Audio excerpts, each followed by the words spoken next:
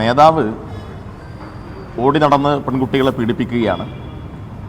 ആ നേതാവിന് പിന്തുണ പ്രഖ്യാപിച്ചുകൊണ്ട് സോഷ്യൽ മീഡിയയിൽ കോൺഗ്രസിൻ്റെ സൈബർ കൂട്ടങ്ങൾ, വെട്ടുകിളികൾ കോൺഗ്രസിനകത്ത് തന്നെ ഉയരുന്ന പ്രതിഷേധങ്ങളെ ഇല്ലാതാക്കാൻ വേണ്ടി വെർബൽ റേപ്പിങ്ങിനാണ് നേതൃത്വം കൊടുക്കുന്നത്.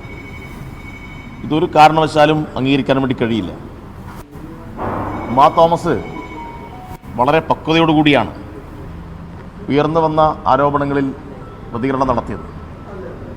ഒരു അമ്മ എന്ന നിലയിൽ, ഒരു സ്ത്രീ എന്ന നിലയിൽ അവർക്കറിയാം ഈ രാഹുൽ മാങ്കൂട്ടത്തിൻ്റെ പീഡനത്തിനിരയായി ഗർഭിണികളാക്കപ്പെട്ട് ഗർഭചിത്രം നടത്തേണ്ടി വന്ന പാവപ്പെട്ട പെൺകുട്ടികളുടെ കണ്ണീര്, അതിൻ്റെ വിലയറിയുന്നത് കൊണ്ടാണ് ഒരമ്മയുടെ ഭാഗത്ത് നിന്ന് അങ്ങനൊരു പ്രതികരണം ഉണ്ടായത്. എന്നാൽ എത്ര ക്രൂരമായിട്ടാണ് ആ ഉമാ തോമസിനെ ഈ ഷാഫിയുടെ മാങ്കൂട്ടത്തിൻ്റെ അനുയായികൾ കൈകാര്യം ചെയ്യുന്നത്. അവർ വലിയൊരു അപകടത്തിൽ നിന്ന് രക്ഷപ്പെട്ട് ജീവൻ തിരിച്ചു കിട്ടിയ വാർത്തകൾ നമ്മൾ കണ്ടതാണ്.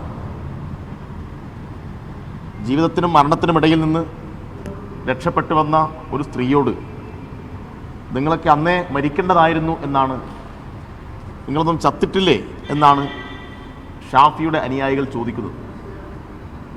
ഇത് തെറ്റാണ് എന്ന് പറയാൻ, ഇത് ശരിയല്ല എന്ന് പറയാൻ കോൺഗ്രസിനകത്ത് നിന്ന് ആരെങ്കിലും മുന്നോട്ട് വരുന്നുണ്ടോ? ഇപ്പോൾ AICCയുടെ സംഘടനാ ജനറൽ സെക്രട്ടറി KC വേണുഗോപാൽ, അദ്ദേഹത്തിൻ്റെ ഭാര്യയാണ് ആശ ടീച്ചർ. ആശ ടീച്ചർ ഇട്ട ഒരു ഫേസ്ബുക്ക് പോസ്റ്റ് നിമിഷങ്ങൾ കൊണ്ട് പിൻവലിച്ച് ഓടേണ്ടി വന്നു അവർക്ക്. ഇപ്പോൾ ഷാഫിയുടെ വെട്ടുകിളിക്കൂട്ടങ്ങളുടെ ശക്തി എത്രമാത്രം വലുതാണ് എന്ന് നമുക്ക് ഊഹിക്കാൻ കഴിയുന്നതേ ഉള്ളൂ. ഇവരിപ്പോൾ ധരിക്കുന്നത് കുറച്ച് ദിവസം കൂടി ഇതൊക്കെ ഇങ്ങനെ തുടർന്ന് പോയാൽ, ഈ നിലയിൽ ഭീഷണിയൊക്കെ നടത്തിക്കഴിഞ്ഞാൽ ഇതെല്ലാം ആളുകൾ ഭയന്നിട്ട് പിന്മാറും എന്നാണ്. ഒരു കാര്യം ഞങ്ങൾ പറഞ്ഞേക്കാം, ഇത്തരം അനീതിക്കെതിരായിട്ട് നവമാധ്യമങ്ങളിൽ കൂടിയും മറ്റും നേരിട്ടും പ്രതികരിക്കുന്ന ഒരാളെയും ഭീഷണിപ്പെടുത്തി നിങ്ങൾക്ക് പിൻവലിക്കാൻ വേണ്ടി കഴിയില്ല.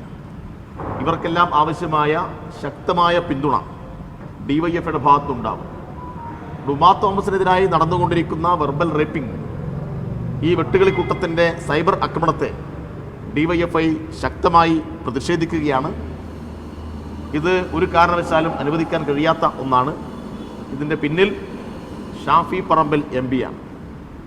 ഷാഫിയാണ് ഈ സംഘത്തെ മുഴുവൻ ഇപ്പോൾ നിയന്ത്രിച്ചുകൊണ്ടിരിക്കുന്നത്.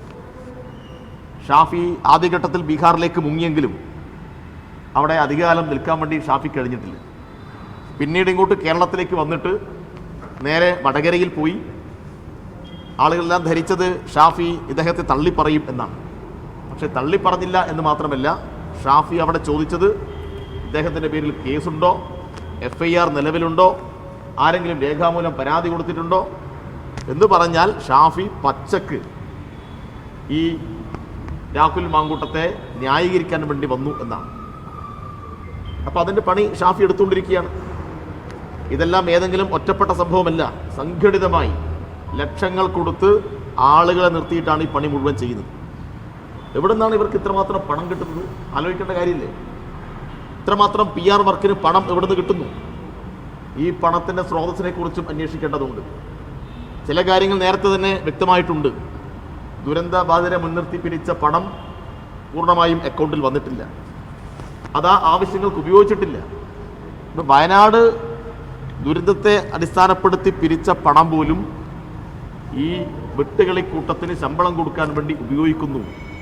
ഇവൻ്റെ എല്ലാം തോന്നിവാസങ്ങൾ വെള്ളപൂശാൻ വേണ്ടിയിട്ടുള്ള PR വർക്കിന് വേണ്ടിയിട്ടാണ് ഈ വയനാട്ടിലെയും മുണ്ടക്കൈ ചൂരൽമലയിലെ ദുരന്തത്തെ മുൻനിർത്തി പിരിച്ച പണം ഉപയോഗപ്പെടുത്തുന്നത്. ഇതെല്ലാം ഗൗരവമായ പ്രശ്നം തന്നെയാണ്. അതുകൊണ്ട് ഞങ്ങൾക്കൊന്നേ പറയാനുള്ളൂ, ഇങ്ങനെ ഭയപ്പെടുത്തി കീഴ്പ്പെടുത്താൻ നോക്കേണ്ടതില്ല. ശക്തമായ നിലയിൽ DYFയുടെ പ്രതിരോധം ഉണ്ടാവും.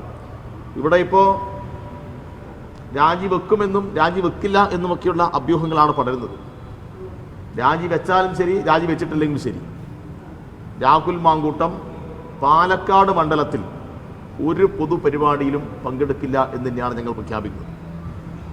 അങ്ങനെ ആളുകളെ പീഡിപ്പിച്ച് ഗർഭിണിയാക്കി ഭീഷണിപ്പെടുത്തിയത് അത് ഗർഭചിത്രം നടത്തിയിട്ട് ഒരു MLA ആയി ജനപ്രതിനിധിയായിട്ട് ജനങ്ങൾക്കിടയിൽ ഇറങ്ങി നടക്കാമെന്ന് ഒരാളും വിചാരിക്കേണ്ടതില്ല.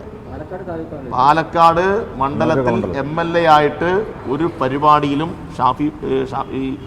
രാഹുൽ മാങ്കൂട്ടം പങ്കെടുക്കില്ല. DYFI വരും ദിവസങ്ങളിൽ അതിശക്തമായ നിലയിൽ അതുമായി ബന്ധപ്പെട്ട പ്രതിഷേധങ്ങൾ ഉയർത്തിക്കൊണ്ടുവരും. തീർച്ചയായിട്ടും ഇങ്ങനെയുള്ള ഒരാൾ എങ്ങനെ MLA തുടരാൻ കഴിയും?